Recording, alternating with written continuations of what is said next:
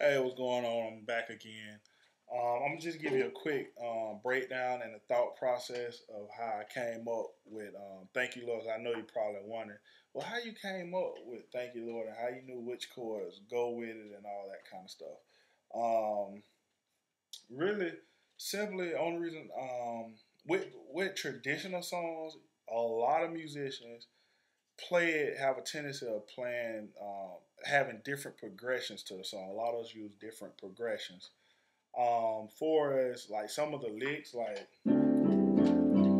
some licks in the song, it just those are just standard. You have to put those licks in songs. Some of them just you can't get away from. You have to put those licks, but the progression sometimes can be different because you might hear me play "Thank You Lord" one way and hear another musician play it one way, and that's all because our progression and things what make it kind of different, which is not a right and wrong way to play the progression of traditional songs because we don't really have no one to listen to, or we really don't know how the song originally go because these songs are passed down from generation to generation.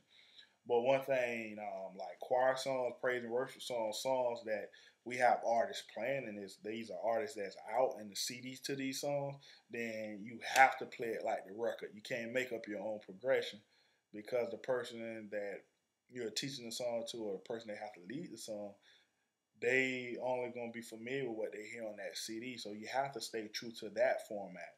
But your traditional stuff, a lot of times is we all have different progression and things like that.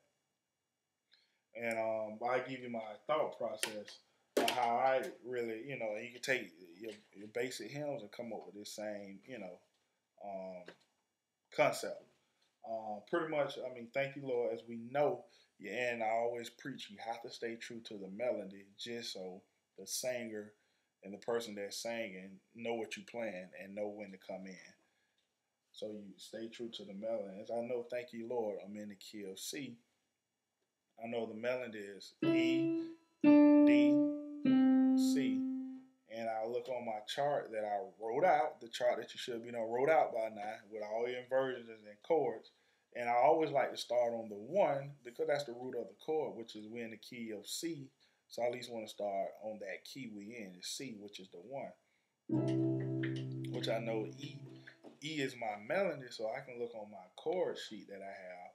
And as I know, okay, I have an inversion with E on top, a C major 7 inversion. So why not? Or I can use a basic C major chord that have the E on top. So why not use that and try it, see how it sounds? Now that don't sound bad. This me using the C major chord with GCE. That's an inversion of the C major chord. That don't sound bad.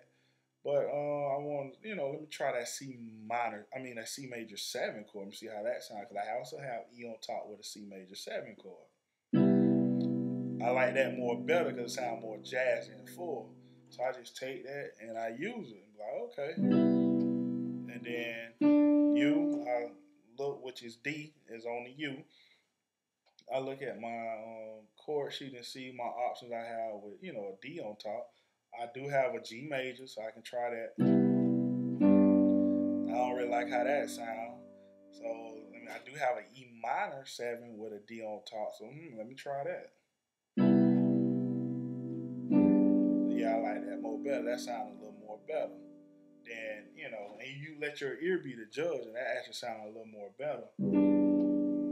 So I use that, and then Lord, which is C, is the melody.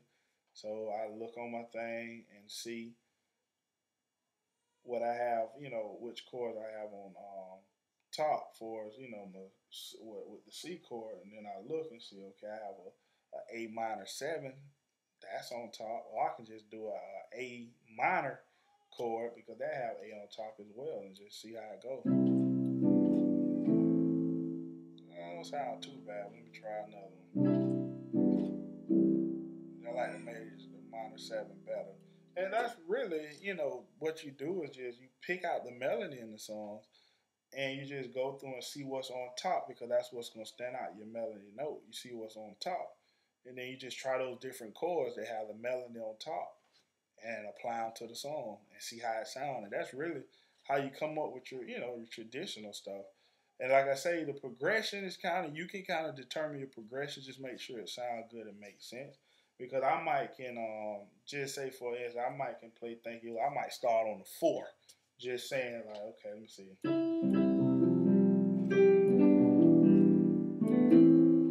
It don't sound too bad, but yeah, I just like starting on the 1. But you can kind of make up your own progression to the song. Just as long as you stay true to the melody and keep that melody on top. And that worked for hymns. If you can learn the melody to a hymn, you can apply the chords on top. Matter of fact, I just was working on a hymn the other day. It's actually in the key of F, but I had to learn it the other day. What a friend we have in Jesus, and I mean it's a basic melody.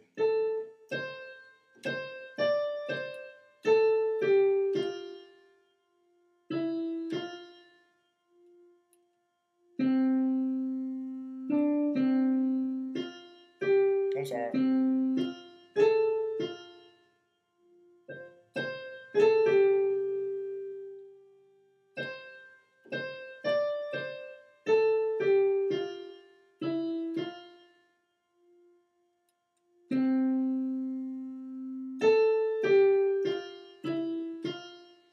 So that's the basic melody. So once I learned the melody, I just applied different chords that keep the melody on top, and I just give you an example. I just run through, how it would sound. So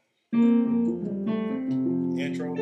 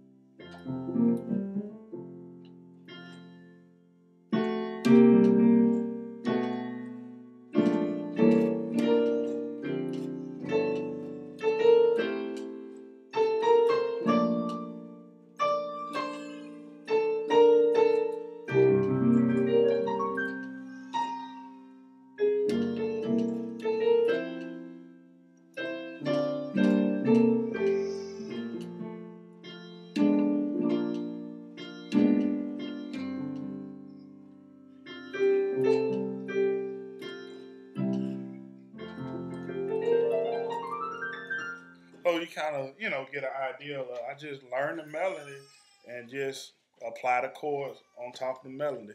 So hope this helps. Like I said, if you have any questions or anything, please hit me up. Feel free. Don't hesitate.